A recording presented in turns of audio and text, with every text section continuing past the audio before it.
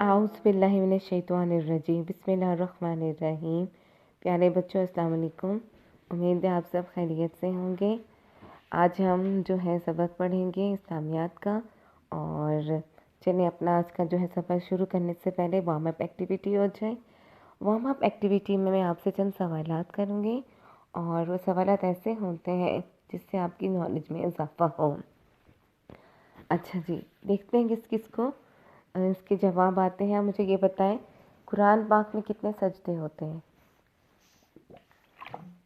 जी, बहुत ही आसान सा सवाल है, क्योंकि आप सब बच्चों ने कुरान पाक तो ख़त्म कर लिया होगा, बल्कि बहुत 4-5 क्लास में ही ख़त्म कर लिया होगा। और जब हम कुरान पाक ख़त्म करते तो उसके सजदे भी निकालते, बहुत ज़रूरी होता है। और जिसका जवाब आएगा मुझे व्हाट्सएप में जो है SMS करके मुझे सेंड कर देगा। फिर मैं उसके जो बच्चे सही जवाब देंगे तो मैं वो अनाउंस कर दूँगी, ठीक है। सवाल नंबर 2 है मेरा, कुरान पाक की सबसे बड़ी सूरत का नाम बताएं। ये भी आप इसी तरह मुझे व्हाट्सएप कर देंगे अपने नाम के साथ। उसके बाद मेरा अगला सवाल है, कुरान पाक की सबसे छोटी सूरत का नाम बताएं। जी, ये बहुत आसान सा है। अच्छा जी, कुरान पाक का दिल किस सूरत को कहा जाता है? ये भी बहुत आसान है और मैं अक्सर आपको क्लास में कहती हूँ कि आप लोग ये सूरत ज़रूर पढ़ा करो। अच्छा प्यारे बच्चों, ये बताएं कि कौन सी सूरत के बारे में कहा गया है कि हमें कब्र के अजाब से बचाती है। इस सूरत को रात को इशा की नमाज के बाद ज़रूर पढ़ना चाहिए। तो इन सब सवालात के जो जवाबात हैं आप मुझे व्हाट्सअप करेंगे, ठीक है। फिर मैं जो अच्छा सही जवाब देगा फिर उसका जो है मैं उसको स्टार्स मिलेंगे। जी, इल्म इजाफे की दुआ पढ़ लीजिए। रब्बी ज़िदनी इल्मा, ए मेरे रब मेरे इल्म में इजाफा अता फरमा। इससे पहले कि हम अपना सबक शुरू करें, मोटिवेशनल क्वेश्चन हो जाए, यानी कि आमादगी के सवालात। प्यारे बच्चों, चंद अजीम मुसलमान फातिहीन के नाम बताइए। जी, कौन बताएगा? वो अजीम मुसलमान जिन्होंने जब हम दुनिया जो थी फ़तह की थी, नए नए इलाके फ़तह करके उसे मुस्लिम सल्तनत में जो है तोसी करते गए, उसमें इजाफ़ा होता गया। तो बहुत सारे जो थे अजीम सहाबा थे, मुसलमान थे, जिन्होंने इस काम को आगे बढ़ाया। तो आप उसमें से मुझे चंद के नाम बता दें, 3 के नाम बता दें या 4 के। जी, उसमें तो मैंने आपको पहले इसके बारे में बताया भी था। सुल्तान सलाहुद्दीन अय्यूबी के बारे में मैंने आपको बताया था कि उन्होंने किसको फ़तह किया था। ये भी मैंने आप लोगों को हमने पूरा डिटेल में पढ़ा था, सुल्तान सलाहुद्दीन अय्यूबी। और इसके अलावा नूरुद्दीन ज़ंगी, खालिद बिन वलीद, ठीक है। ये चंद अजीम मुसलमान जो थे मुस्लिम फातिहीन के नाम हैं। अच्छा, ये मुझे बताएं, खालिद बिन वलीद अब्दुल मलिक से स्पेन फ़तह करने की इजाज़त किस अजीम जो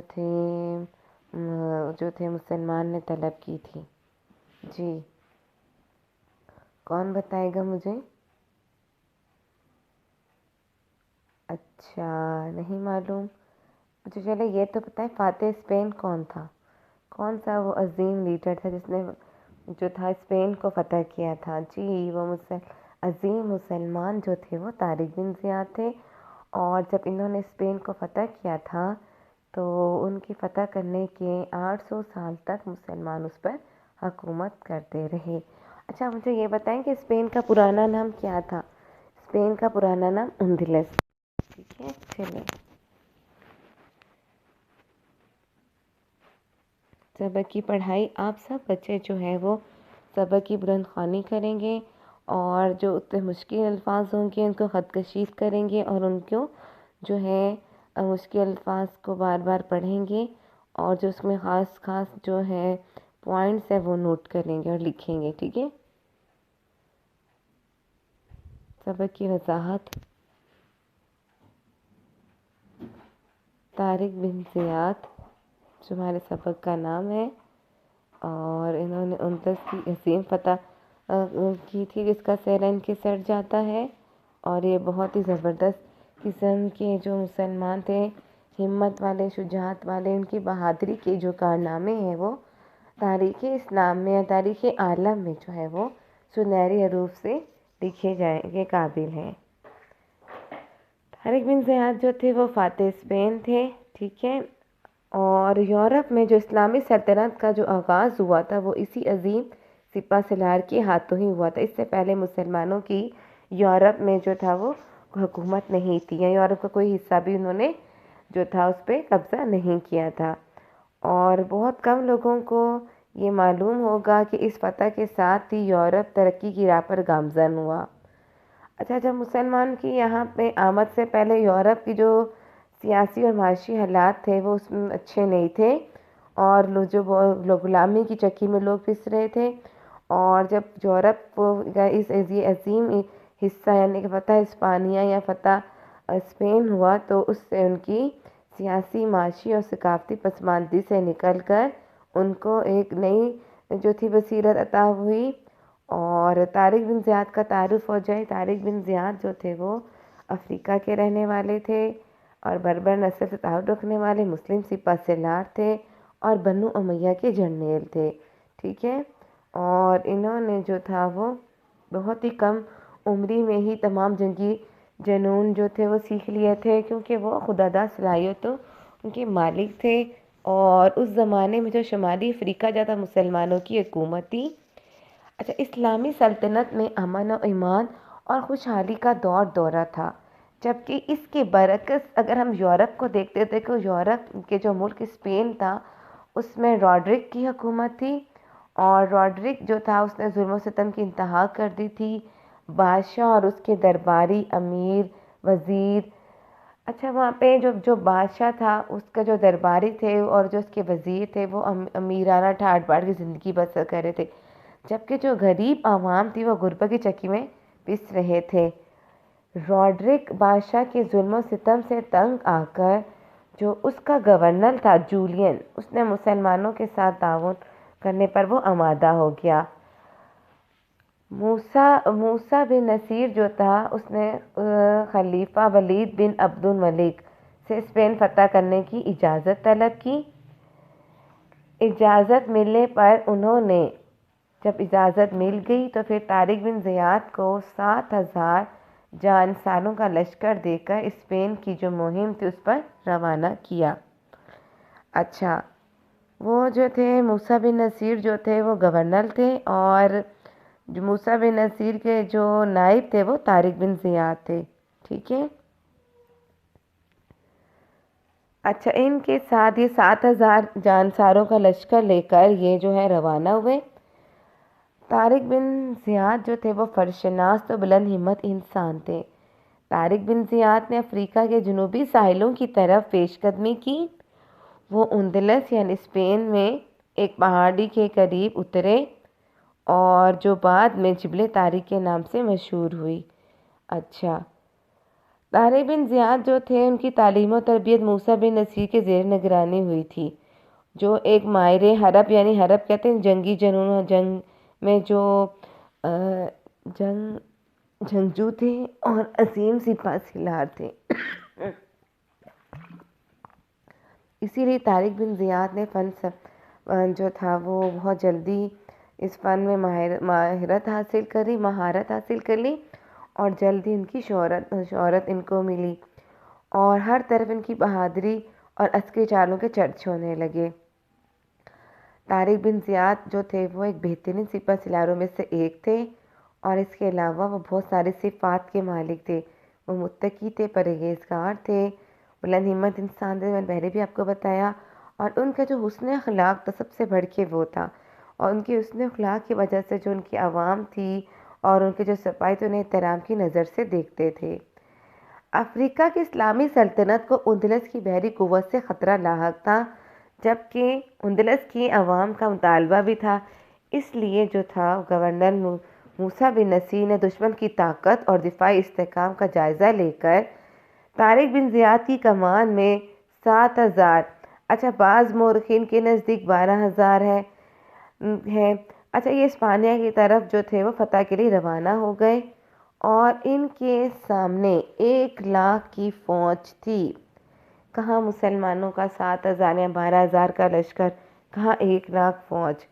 یہ 30 اپریل 711 عیسوی کو اسلامی لشکر ہسپانیہ کے ساحل پر اترا اور ایک پہاڑ کے نزدیک انہوں نے اپنے قدم جما لیے، جو بعد میں طارق بن زیاد کے نام سے جبل الطارق کہلایا، جس کو یورپ والے جبر الٹر کہتے ہیں، یعنی کہ جبل الٹر جبل طارق کی بگڑی ہوئی شکل ہے۔ طارق بن زیاد نے جنگ کے لیے محفوظ جگہ منتخب کی۔ اس موقع پر اپنی فوج سے نہایت ولولہ انگیز خطاب کیا اور کہا کہ ہمارے سامنے دشمن اور پیچھے سمندر ہے۔ جنگ سے قبل انہوں نے اپنے تمام بحری جہازوں کو جلا دینے کا حکم دیا۔ کیوں حکم دیا؟ تاکہ دشمن کی کثیر تعداد کے باعث اسلامی لشکر بددل ہو کر اگر پسپائی کا خیال آئے تو واپسی کا راستہ نہ ہو، یعنی کہ اگر ہم سوچیں کہ نہیں اب ہم تو ہار جائیں گے، ہم نہیں جیت سکیں، ہمیں شکست ہوگی، تو اس کا خیال آئے تو وہ واپسی کا راستہ نہ ملے انہیں۔ اسی صورت میں اسلامی فوج کے پاس صرف ایک ہی راستہ باقی تھا، یا تو دشمن کو شکست دے دیں یا اپنی جان جو ہے وہ اس میں قربان کر دیں۔ یہ ایک ایسی زبردست جنگی چال تھی جس نے اپنی اہمیت کی داغ آنے والے عظیم سپہ سالاروں سے بھی پائی۔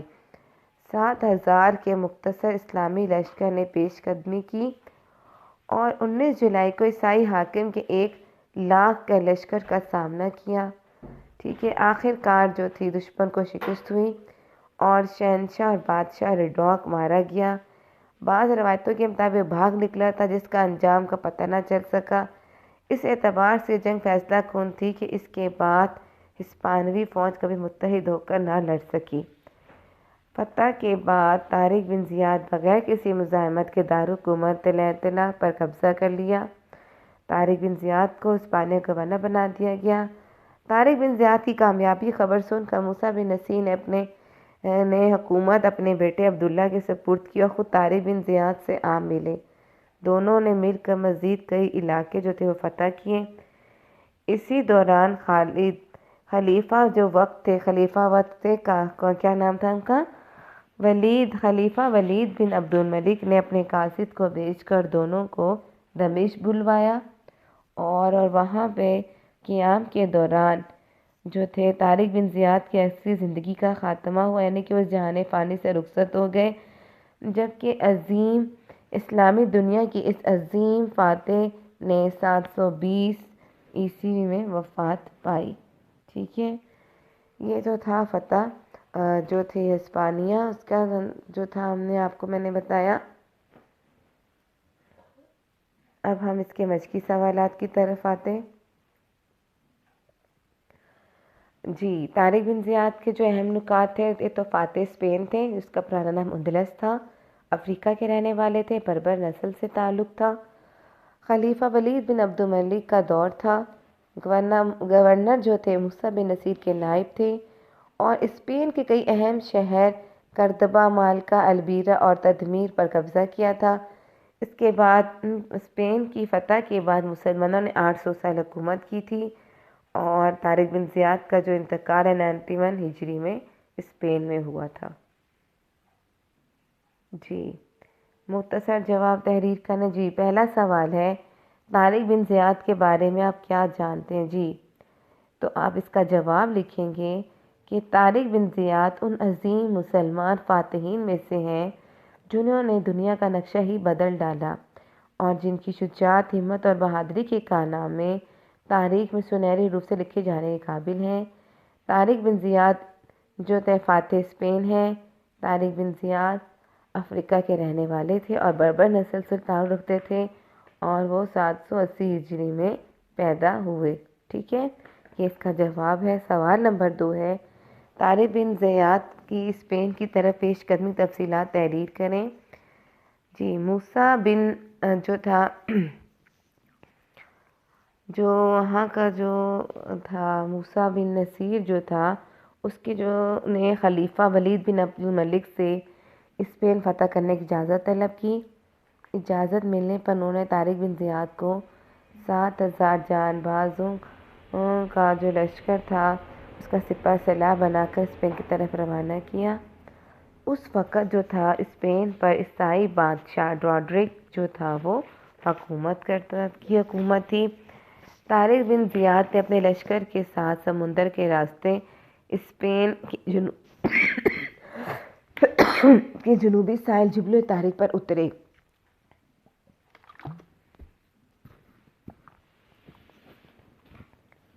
ٹھیک ہے، اور آپ اس کا جو جواب ہے، اچھا جب یہ یہاں پہ اترے جو بعد میں جبل طارق کے نام سے مشہور ہوئی۔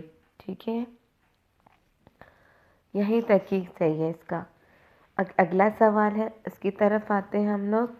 اگلا سوال ہے ہمارا، طارق بن زیاد نے اپنے ساتھیوں سے کیا خطاب کیا؟ جی، طارق بن زیاد نے جو تھا اپنے ایک بہت بلبلہ انگیز تقریر کی تھی، کیونکہ طارق بن زیاد کے ساتھی دشمن کی تعداد اور ان کے ساز و سامان سے کثرت سے دیکھ کر متاثر ہوئے تھے۔ تو طارق بن زیاد نے اس موقع پہ بلبلہ انگیز تقریر کی، جس میں انہوں نے کہا، مسلمانوں خوب سمجھ لو کہ اب تمہاری واپسی کا کوئی راستہ نہیں، تمہارا دشمن تمہارے آگے اور سمندر تمہارے پیچھے۔ اب عزم و ہمت کے سوا کوئی چارہ نہیں، تم اپنی جانوں پر کھیل جاؤ تاکہ کامیابی تمہارے قدم چوم لے۔ تم اس علاقے میں اللہ تعالیٰ کے دین کو سربلند کرنے کے لیے آئے ہو، تم جو عزم کرو گے اللہ تعالیٰ اس میں تمہاری مدد کرے گا اور تمہارا نام ہمیشہ زندہ رہے گا۔ اگر میں مارا جاؤں تو آپس میں جھگڑا مت کرنا، اگر تم دشمن کو پیٹھ دکھاؤ گے تو قتل کر دیے جاؤ گے یا گرفتار ہو کر برباد ہو جاؤ گے۔ اللہ تعالیٰ کی راہ میں آگے بڑھو، جب میں حملہ کروں تم بھی دشمن پر ٹوٹ پڑو اور اس وقت تک دم نہ لینا جب تک یہ جزیرہ فتح نہ ہو جائے۔ جی، طارق بن زیاد، سوال نمبر 4 ہے، طارق بن زیاد بطور سپہ سالار کیسے تھے؟ انہوں نے ساحل پر کشتیاں کیوں جلا دیں؟ جی، تو اس کا جواب آپ لوگ کیا خود کر لیں گے؟ بتائیے مجھے۔ آپ لوگ سبق پڑھیں گے نا، اس میں آپ کو سب کچھ مل جائے گا۔ چلے میں آپ کو اس کے بارے میں بتاتی ہوں کہ جو طارق بن زیاد جو تھے بطور سپہ سالار کیسے تھے۔ طارق بن زیاد جو تھے وہ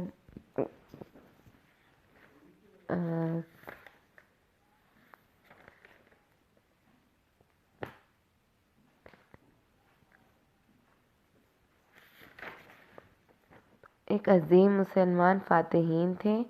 بطور سپہ سالار جو تھے وہ بہت بہادر تھے، ہمت والے تھے۔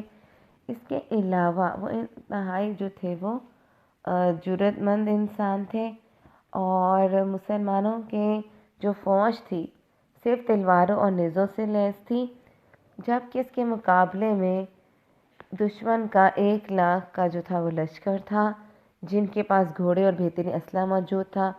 اسلامی لشکر جب ساحل پر اترا، طارق بن زیاد نے انتہائی جرأت مندانہ قدم اٹھایا۔ اس نے وہ تمام جہاز اور کشتیاں جلانے کا حکم دیا جن کے ذریعے وہ یہاں پہنچے تھے۔ طارق بن زیاد کے ساتھی جو تھے دشمن کی تعداد اور ان کے ساز و سامان کی کثرت دیکھ کر متاثر ہوئے تھے۔ ٹھیک ہے، اسی لیے انہوں نے ساحل پر کشتیاں جلا دینے کا حکم دیا تاکہ مسلمان یہ بات سمجھ لیں کہ اب واپسی کا راستہ ناممکن ہے، اسی لیے ڈٹ کر دشمن کا مقابلہ کریں۔ ٹھیک ہے جی، طارق بن زیاد کی زندگی سے ہمیں کیا سبق ملتا ہے؟ جی، طارق بن زیاد کی زندگی سے ہمیں کیا سبق ملتا ہے؟ جی، تو طارق بن زیاد کی سے جو تھے اسپین کو فتح کرنے کے بعد یہاں جو تھے مسلمانوں کی حکومت کا آغاز ہوا، جو صدیوں برقرار رہی، اور مسلمانوں نے یہاں پر علم و آگاہی، زراعت، صنعت و حرفت اور سائنسی ترقی کو فروغ دیا۔ اور طارق بن زیاد کی زندگی سے ہمیں یہ سبق ملتا ہے کہ اگر ہم اپنے عزم و ہمت سے کام لیں گے تو کامیابی ہمارے قدم چومے گی۔ ٹھیک ہے، اور ہم جب عزم کریں گے تو اللہ تعالیٰ جو ہے وہ اس میں ہماری مدد کرے گا اور ہمارا جو نام ہمیشہ زندہ رکھا جائے گا۔ تو یہ تھے ہمارے سوال جواب۔ اس کے بعد ہم آ جاتے ہیں خالی جگہ کی طرف۔ تو پہلا ہے ہمارا، طارق بن زیاد جو تھے کس نسل تعلق رکھتے تھے؟ طارق بن زیاد جو تھے وہ بربر نسل سے تعلق رکھتے تھے۔ طارق بن زیاد افریقہ کے گورنر موسیٰ بن نصیر کے طارق بن زیاد کس کے گورنر کون تھے؟ اس کے نائب تھے؟ افریقہ کے گورنر جو تھے موسیٰ بن نصیر، ان کے نائب تھے۔ یہاں پہ افریقہ لکھنا نہیں مسنگ ہوگی، آپ لوگوں کی جو ہے بک میں لکھا ہوا ہے، ٹھیک ہے۔ اس کے بعد ہمارا اگلا ہے راڈرک بادشاہ کے ظلم و ستم سے تنگ آ کر اس کا جو گورنر تھا، کیا نام تھا اس کا گورنر تھا جولین۔ جولین جو تھا وہ مسلمانوں کے ساتھ تعاون پر آمادہ ہو گیا تھا۔ مسلمانوں کی فوج کے مقابلے میں ان کا کتنا لشکر تھا؟ 1,00,000 کا لشکر تھا ان کا، ٹھیک ہے۔ اور طارق بن زیاد جو تھے وہ کس کے ساتھ دمشق آئے تھے؟ موسیٰ بن نصیر کے ساتھ، ٹھیک ہے۔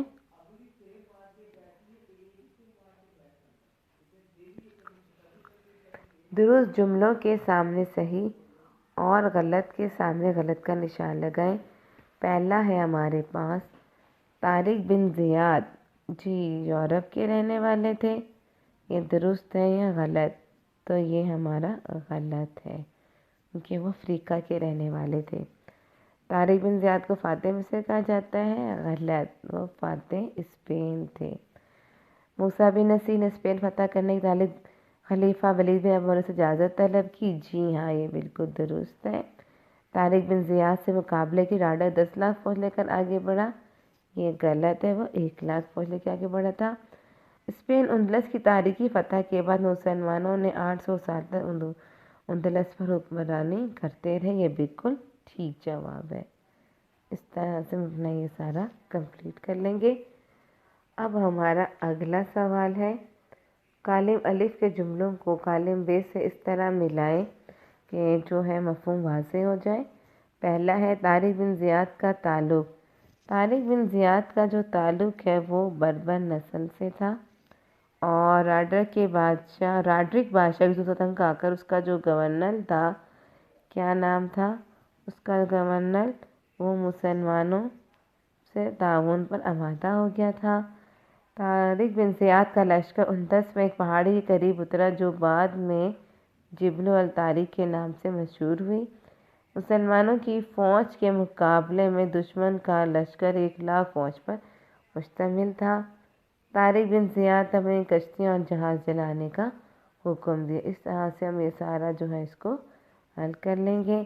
تو پیارے بچوں، آپ نے کام بہت ہی صفائی سے کرنا ہے، اور سب سے پہلے نکات لکھنے ہیں، سوال جواب کرنے ہیں، پھر سارے مشقی سوالات، خالی جگہ صحیح غلط اور کالم ملائیں۔ یہ کام بہت اچھے سے نیٹ سے کرنا ہے۔ اپنا بہت خیال رکھیے گا۔ اللہ حافظ۔